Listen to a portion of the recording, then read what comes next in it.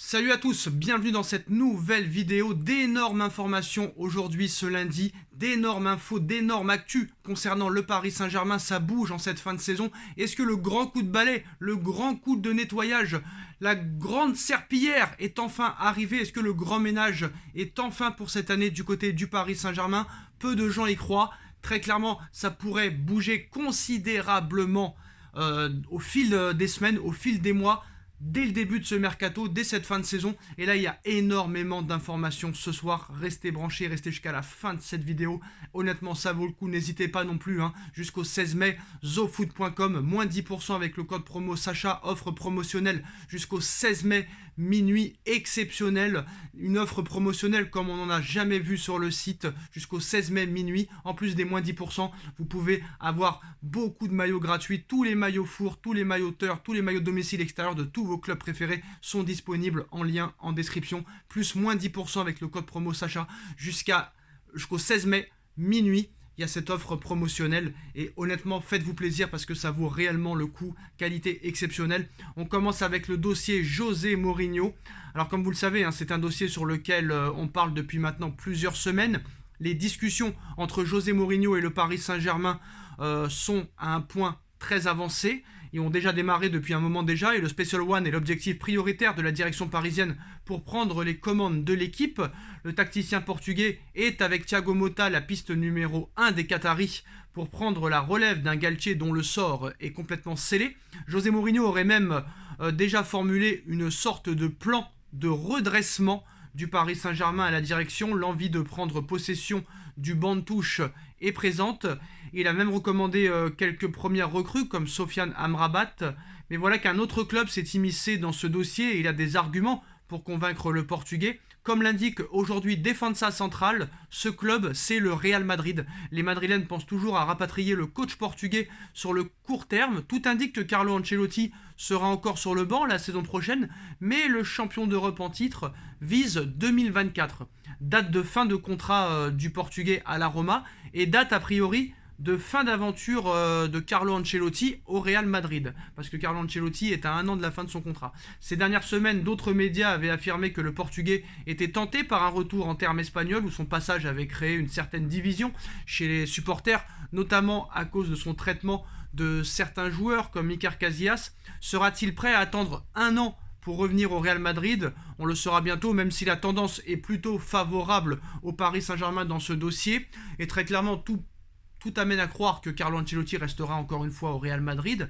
Après, au Real Madrid, ça rigole pas. C'est sûr que si Carlo Ancelotti se qualifie pour la finale, il y a 99,99% de chances que Carlo Ancelotti reste une année de plus au Real. Par contre, s'il y a élimination et surtout désillusion et raclée face à Manchester City, peut-être que Florentino Pérez se dirait de laisser partir Ancelotti et faire venir un autre coach. Mais à l'arrivée, pour l'instant, à l'heure où on parle, Paris est favori et Paris est en pole position dans ce dossier. Alors, le PSG est déterminé à l'idée de changer de direction sur le prochain mercato.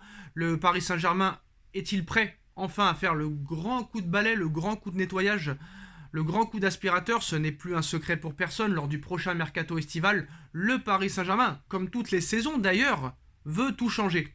Au sortir d'une saison contrastée, l'une des pires sous l'ère QSI, où les hommes de Galtier devraient malgré tout parvenir à sécuriser normalement un 11e titre de champion de France, les hautes sphères parisiennes souhaitent révolutionner l'effectif, comme en 2017, comme en 2018, comme en 2019, comme en 2020, comme en 2021, comme en 2022. Est-ce qu'on se fout un peu de nous, ou est-ce que très clairement, ça y est, maintenant c'est la goutte d'eau trop? C'est la goutte d'eau qui a fait déborder le vase, c'est la cerise sur le gâteau, on ne peut plus continuer comme ça. Peut-être aussi que comme le Qatar va peut-être échouer dans le rachat de Manchester United, peut-être que maintenant, très clairement, Paris est prêt à changer. Mais maintenant, malheureusement, il faut voir pour le croire. Voilà, place aux actes. Parler n'est pas agir. On l'a tous vu ces dernières années. Alors dans cette optique, Lionel Messi ne devrait pas prolonger, sauf incroyable retournement de situation, et le chantier ne s'arrête pas là. Dernièrement, plusieurs médias évoquaient également le possible départ de Marco Verratti, arrivé dans la capitale française en 2012. De son côté, Neymar, convoité par Chelsea ou encore Manchester United, est lui aussi poussé vers la sortie. Si ses émoluments annuels estimés à 30 millions d'euros refroidissent quelque peu la concurrence, une chose est sûre, Luis Campos sait d'ores et déjà qu'il aura un été mouvementé avec ses probables transactions. Dans cette optique, le dirigeant portugais s'active et une piste est désormais plus que privilégiée par la direction parisienne. Selon les dernières informations du Parisien, le Paris Saint-Germain a ainsi fait de Bernardo Silva sa priorité absolue pour le mercato estival et pour remplacer Lionel Messi, au même titre que l'attaquant recherché pour soulager Kylian Mbappé, qui sera sûrement peut-être Harry Kane ou Victor Osimhen. On parle même de Vlahovic, de Lukaku ou encore d'autres joueurs sous contrat avec les Citizens jusqu'en juin 2025. L'international portugais n'est pas fermé à l'idée de changer d'air, d'ores et déjà pisté par le club parisien la saison dernière. Bernardo Silva, estimé à 80 millions d'euros, est également dans le viseur du FC Barcelone, mais le Paris Saint-Germain possède aujourd'hui plusieurs longueurs d'avance sur le Barça, en difficulté sur le plan économique. Par ailleurs, les Rouges et Bleus disposent d'un avantage de taille dans ce dossier, puisque Jorge Mendes entretient des liens très privilégiés avec Luis Campos, le conseiller sportif, qui avait déjà attiré Bernardo Silva à l'AS Monaco lorsque ce dernier jouait du côté du Benfica. A noter dans cette optique que les négociations entre le Paris Saint-Germain et Bernardo Silva ont déjà commencé. Auteur de 5 buts et 7 passes décisives en 51 matchs, toutes compétitions confondues depuis le début de saison avec les Mancuniens, Silva coche toutes les cases du profil recherché.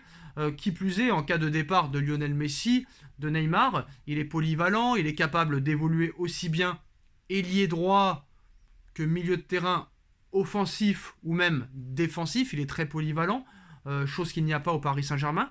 Le natif de Lisbonne deviendrait logiquement le maître à jouer du Paris Saint-Germain, positionné un cran plus haut. Kylian Mbappé, son ancien coéquipier chez les Monégasques, pourrait alors profiter des caviars et des passes du Portugais. En attendant, Bernardo Silva visera de son côté une place en finale de Ligue des Champions ce mercredi, comme vous le savez, face au Real Madrid. Donc Bernardo Silva est la priorité numéro 1 pour remplacer Lionel Messi. Alors, en ce qui concerne le dossier Neymar, d'énormes informations sur le dossier Neymar aujourd'hui. Préparez-vous. Honnêtement, c'est du très lourd. Alors il y a eu encore des polémiques, comme quoi Neymar hier a rejoint Barcelone pour fêter en boîte de nuit toute la nuit le titre avec ses copains du FC Barcelone. Donc maintenant, le PSG est prêt à tout son possible pour se débarrasser de Neymar. Alors, il y a plusieurs agents qui travaillent sur le dossier, mais d'abord, comment le PSG peut faire? Alors déjà, Neymar est très enclin à quitter le Paris Saint-Germain depuis qu'il y a eu le rassemblement des supporters. Pour que ça bouge, j'avais dit très clairement depuis plusieurs mois qu'il fallait très clairement des réclamations de la part du CUP. Et c'est ce qui a été fait. Pour faire partir Neymar, le Paris Saint-Germain envisage plusieurs options. Un transfert sec, un prêt en prenant une partie du salaire, un échange avec Bernardo Silva pour récupérer le Portugais sans rien payer à Manchester City, ou résiliation du contrat à l'amiable. Voilà, c'est Sport qui nous annonce un petit peu tout ça. Alors, en plus de ça, Bernardo Silva est la priorité de Luis Campos pour remplacer Léo Messi. Le PSG possède de l'avance sur ce dossier. Mais en ce qui concerne Neymar, très clairement, Paris a très clairement essayé de mettre tous les meilleurs agents sur le dossier pour trouver une solution qui conviendra à tous. Comme vous savez, Todd Boehly, le nouveau propriétaire de Chelsea, est un fan du joueur.